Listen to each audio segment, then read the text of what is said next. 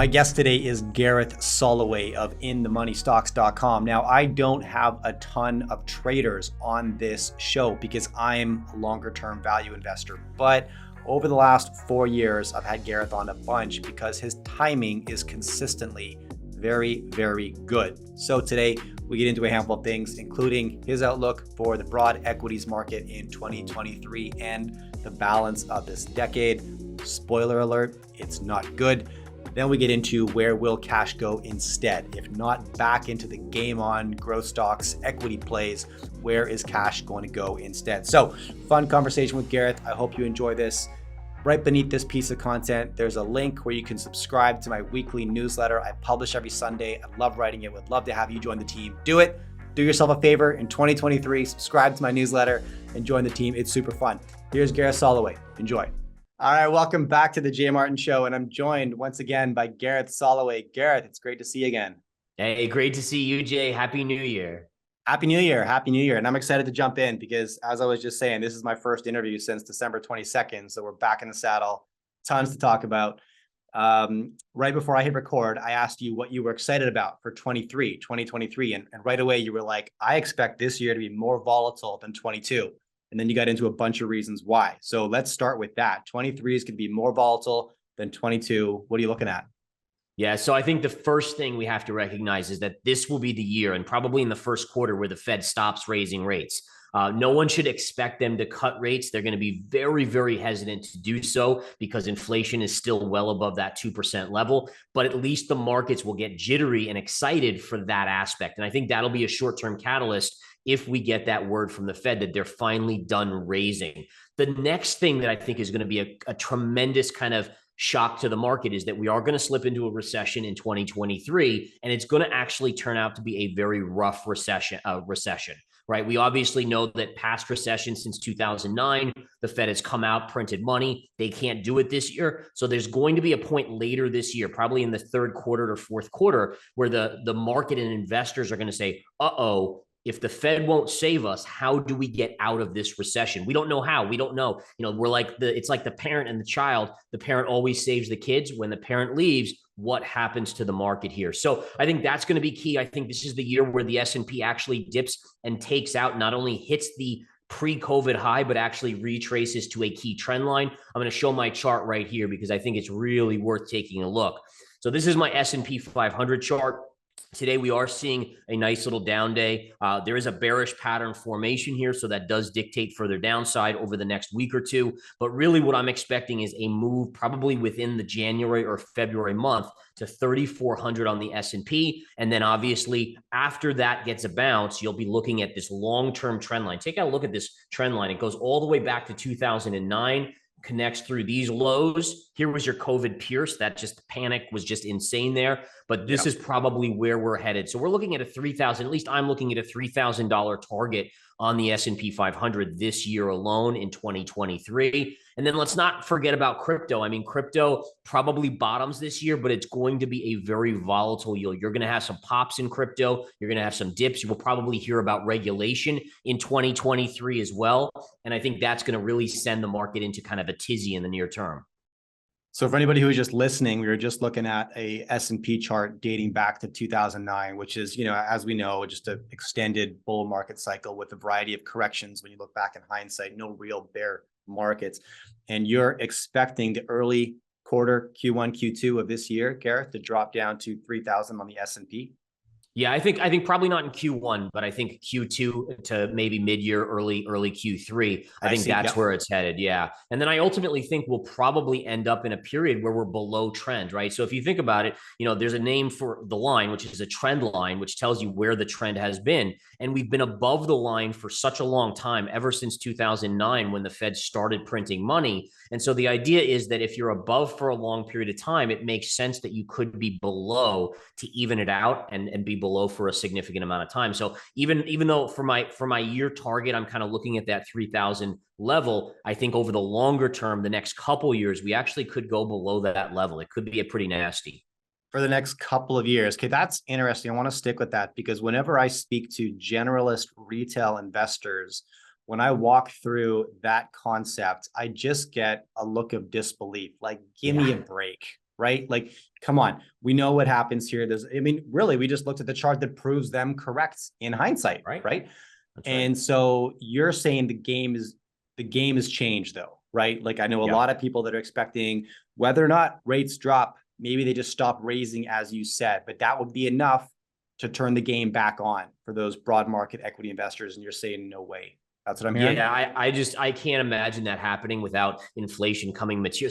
So there's two things that could trigger the Fed to start printing or lowering rates. One would be, needless to say, some sort of massive recession or depression, or it could just be the fact that inflation gets down to 2%. And right now, the Fed is like, oh, it's got to go to 2%. But that's a moving target. Let's be fair. Like if we got in a Great Depression like type scenario, they're not going to be like, oh, we're at 2.1%. We can't cut rates. I mean, or print money. They're going to do it when you have unemployment skyrocketing. So I think the key is, though, investors need to understand it's going to have to be a shock to the economy to get them off of the bench, essentially. And that's not going to happen in the first year. It's not going to happen in 2022. There's a chance if things get worse, or excuse me, in 2023, there's a chance it could happen in 2024. But I honestly am in the camp that I don't think we see new all-time highs in the S&P for 10 to 15 years, actually, from here. Interesting. Okay. Yeah. Now, I want to dial back to one of the earlier points you made that you do expect probably the Fed to stop raising rates.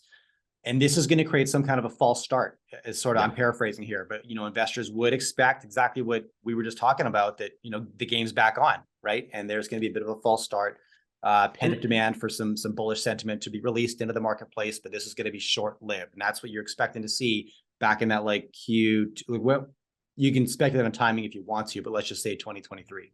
Yeah, I think Q1 is when they'll do their last rate hike. I don't know if they're going to do another 25 and then be done, or another couple 25s, but I do think that the economy significantly weakens in 2023. We're seeing the loan default spike. I mean, the signals are there that it's coming. It's almost like you see that tidal wave out in the ocean and you're like, holy crap, but you still have a little time before it hits you. But then it's going to get close here in 2023 and actually hit land. And I also think it's important to recognize that investors, like you said, most investors, most retail investors came in around COVID, right? There was that big asset run. The Fed was printing the money. They finally got lured back in the market. And so they haven't experienced a long bear market like we saw from the tech.com bubble, right? And the tech.com bubble collapsed. We saw 15 years before the NASDAQ made a new high. And the only reason I'm saying that could be the reality of the situation is because you're losing the main driving force for the longest bull market that we've ever had in history, which was printing money. And so you have to say, unless they're going to somehow start printing money again, it's probably going to be a long time before we see new all-time highs.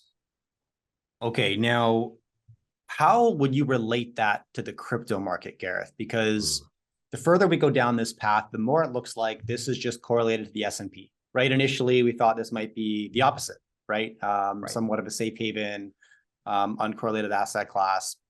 But from my standpoint, the opposite's true, right? This tracks with the S&P pretty accurately. It does. So therefore, is your crypto prediction parallel to your broad market equities?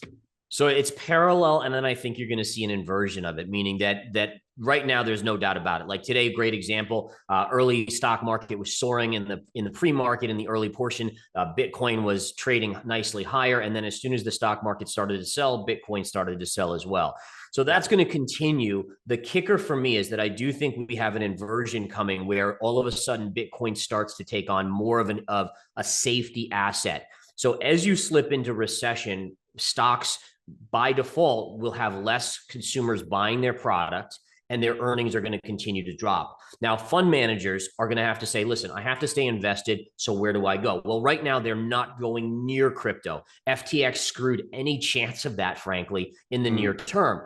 But if you can get regulation in the first half of 2023, and I do think it will come in the first half of 2023, now there's transparency. There's forced transparency. Now you'll start to see institutions saying, okay, listen, earnings continue to decline, so stocks have to go down. Where am I going to put my money? Let's look at gold. Let's look at Bitcoin. And in fact, we're seeing an amazing rally on gold today, although it is off of its highs, but you're seeing some of these same things already starting to kind of coordinate. So I think that May to June is probably your low in Bitcoin. That's what I'm pricing out.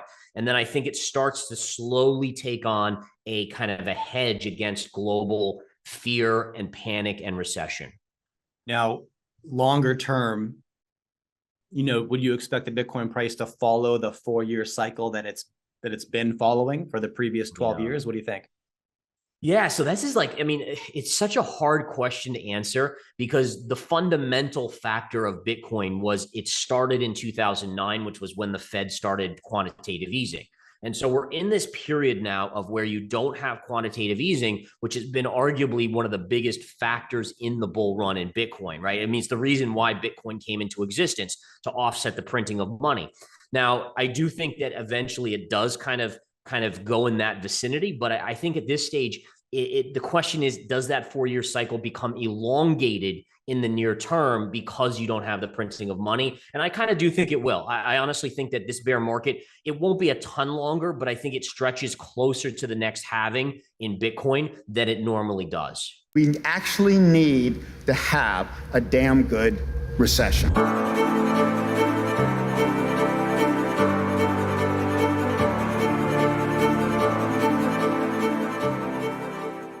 Okay.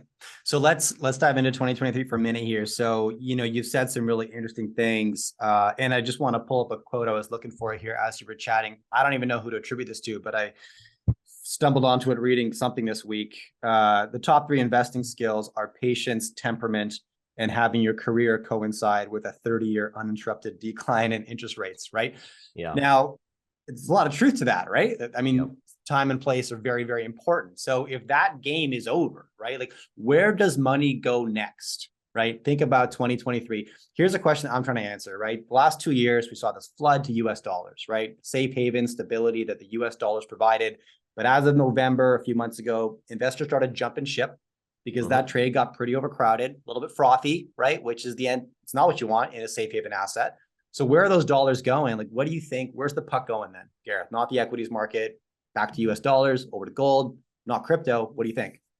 Yeah, so I think that for me, it's mainly looking at gold and commodities right now, mainly goldish and silver type trades that aren't as reliant on economic growth. Like copper for me is I'm a little hesitant. Natural gas has been collapsing lately, so I'm a little hesitant on those type of things. But I think gold is where it's going, and all you have to do is look back at the chart. And let me show this chart here on gold because I think it makes all the difference in the world, right? So if you look at the cycle that we are in gold here, so this is the process. So there was a 2-year run from 2018 to 2020. That was your bull run in gold. Then since then, you've had basically consolidation, right? There's this consolidatory period where gold's been going sideways to lower. That's actually what we would call a bull flag in the technical world. Now, my expectation is going to see a breakout and gold probably head towards 2,500 an ounce this year, maybe 3,000 in 2024. And the basis for that is just this. So let's go back to the 1970s, right? And again, the reason I'm using the 1970s is because it's the only time where we've seen inflation, at least in recent history, as high as what we've seen recently. And what you can see here is that look at this parallel. So you really had about 2 years where gold inclined, 2 years of bullish consolidation, and then look at the break to the upside. I mean, this just became the bull market of the century back then, of just an incredible 10x on gold. And again, by the way, I'm not calling for a 10x on gold, but you have to look at history to kind of see what the future could be. And I think it's something to note that if you look at the gold accumulation, central banks are loading up on gold right now. And you have to take that. I mean, if they're the ones printing money and they're buying gold, we have to be like, that's kind of interesting. Maybe we should pay attention to that. Yeah, man, I love that you're going down this path. And I just want to point out to anybody watching, Gareth, you're not a gold bug. Like I've had you on the show many times. You're not perpetually bullish on gold, because I caution people to be super wary of that, right? Don't take Bitcoin investing advice from a Bitcoin maximalist. Don't take gold investing advice from a gold bug. Like, just don't do it, right? I think the best way to describe myself is what asset is going to make me money in the next 6 to 12 months. That's all I care about. I don't care if it gets too high, I'll sell it in a heartbeat. I never fall in love with any asset because it's not going to fall in love back with me. That's for sure. I love that, man. I completely agree. So again, just to reference that chart for anybody who is just listening, it wasn't actually super relevant, so don't worry. But we looked at the gold price from the previous inflation cycle in the 70s, 1972 to 75. There was a bit of a run, right, in the gold market, followed by a 4-year, 3-year consolidation phase before gold absolutely ripped towards the end of that inflation cycle. And so you could speculate we might see some similar performance if gold plays a similar role in this inflation cycle. Is that correct? That's exactly right. And I do think eventually Bitcoin takes that on. But again, most of the Bitcoin maxis, they fell in love with the asset too early on. And again, Bitcoin was created in 2009. So you have to understand it's only a 13-year-old or 14-year-old, right? It's not a mature asset yet. So it's still behaving very volatilely. But I do think it matures into that eventually.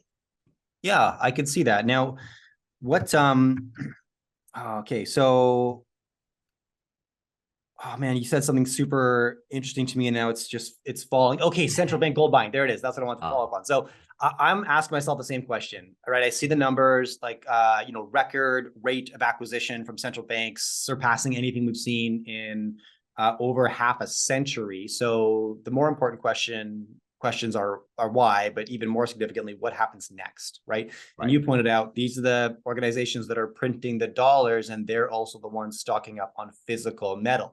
Another trend we're seeing is repatriation of that gold. Countries want it within their borders, and that's not normal compared to the last few decades. That's right. What do you think, Gareth? Why are central banks stocking up, loading their treasuries with gold bars right now?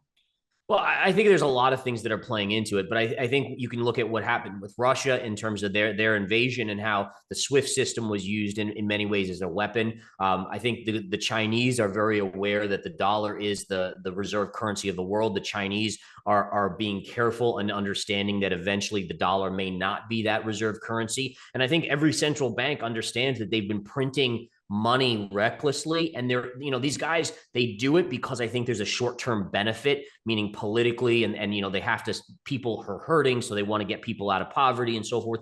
But the bottom line is they understand, and I think almost any person that's educated in this understands the long-term outcome of printing money. I mean, look at countries like Venezuela or some African countries or anywhere else, that this isn't a good thing long-term. It's unsustainable. So by buying gold, you're buying a physical asset that does for thousands of years retain its value. And I think that's their way of shoring up their own balance sheets in many ways.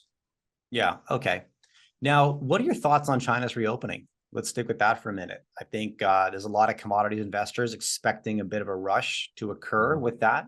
If you look at the way COVID's now ripping through the population, that may be a bit delayed, but eventually maybe herd immunity will be reached, and then the opening that everybody's waiting for will occur. But will it have the impact on the commodities sector that a lot of commodities investors are hoping? What are your thoughts on that and the impact on the market? Yeah, as of now, I'm not anticipating it. So I do know I've heard that same thing where people are saying, "Oh, get ready for oil to rip back over $100 and all these things as China reopens." I'm not sold on that. The charts are definitely telling me that we're headed lower in oil, and I think it makes a lot of sense if you think about what's going on in China. So the narrative got switched away from, "Oh my goodness, there's a housing collapse and crisis in China," to COVID zero policy being undone, and this is going to save the day. But you have so many economic issues in China as well that I still think it won't have the impact on oil. And I also think that if you look at the rest of the world, like let's say, and I heard the IMF came out this weekend and said that I think a third of the world will be in recession in 2023. So you have to say to yourself, okay, if a third of the world is in recession in 2023, what's the reduction in demand from that 1/3? And does that then offset the China reopening anyways? And that's the way I would lean. So I don't think there's a ton of downside in 2023 in oil, but I could see us at $65 a barrel at some point, and maybe it just hovers around there over the next year or so. It's those two opposing forces, isn't it? China's a massive economy, and when it reopens, it will create colossal demand, but you got to hold that up against the demand destruction from some kind of globally coordinated recession. And you referenced 1/3 of the world's economies. Can you add some context to that number, Gareth? When you say 1/3 of the world's economies, where are we looking? Yeah.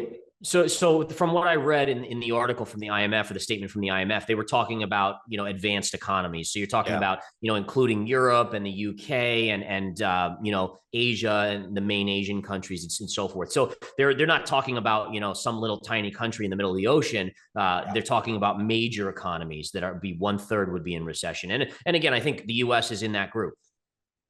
Yes, 100%. 100%. Does that make you bullish on emerging markets? Would you relate those two things? What do you think? Yeah, I mean, to me, it's such an interesting thing because you have the global recession that could impact these economies. But at the same time, I'm looking at a lot of charts. And like, for instance, the Chinese chart is extremely intriguing to me, the Chinese stock market. Same thing with the EWZ, which is the Brazilian market. And I think one of the keys to understand is that money has to go somewhere. So we talked about, well, if earnings are dropping on US companies, then those valuations are going to go down. Then where do asset managers put money to work? And they're going to look for the least amount of negativity. And I think that's where you come into this scenario where you look at China, you look at some of the South American countries out there. And one of the things here to look at, and I got to show this chart because it's just such a cool chart to look at, is that if you look at the EWZ, which is the Brazilian stock market chart, this is the ETF that tracks it. Look at this. So this was back in 2008. That was your high. So we just talked earlier, and bring this full circle with you, Jay, is that we talked about how the stock market itself in the US, it could be 10 to 15 years before we reach a new all-time high. Well, take a look at what Brazil's done. Brazil hit a high in 2008. It hasn't even come close to breaking out and going back and making new all-time highs. And now we are at 15 years in 2023. And so my thought process is, during COVID, because of the Fed, people were overinvested in the US. There's going to be a rotation to kind of the least bad in the group. And I think you will see some growth positives out of stock, out of ETFs that track Brazil and China. And I think these are the ones to play. I mean, you look for something that's already been beaten down, and that may be the move to the upside that actually wins the day. Interesting. Yeah, I was curious because some broad market equities investors, they're not going to go to purchasing physical gold or look too far outside of their sphere. So then it's like, well, where do they look, right? Right. So I was curious, like, this just going to be a rotation from the traditional growth stocks into more value plays like utilities and manufacturing and producing and yield generating companies? And another place to look would be emerging market ETFs, which and the beautiful thing about it too is that, and this is something in bear markets give you so many opportunities, not just whether or not these are opportunities, but like when you get a bear market, there's periods of massive panic where things get smoked, and good investors can kind of understand the technical levels on the chart. When something's declined X% in a very short amount of time, you can get short-term relief rallies, and bear markets are known for their relief rallies. So like you can look, like for instance, Apple's getting crushed these days. There will be a point where Apple gets a snapback bounce.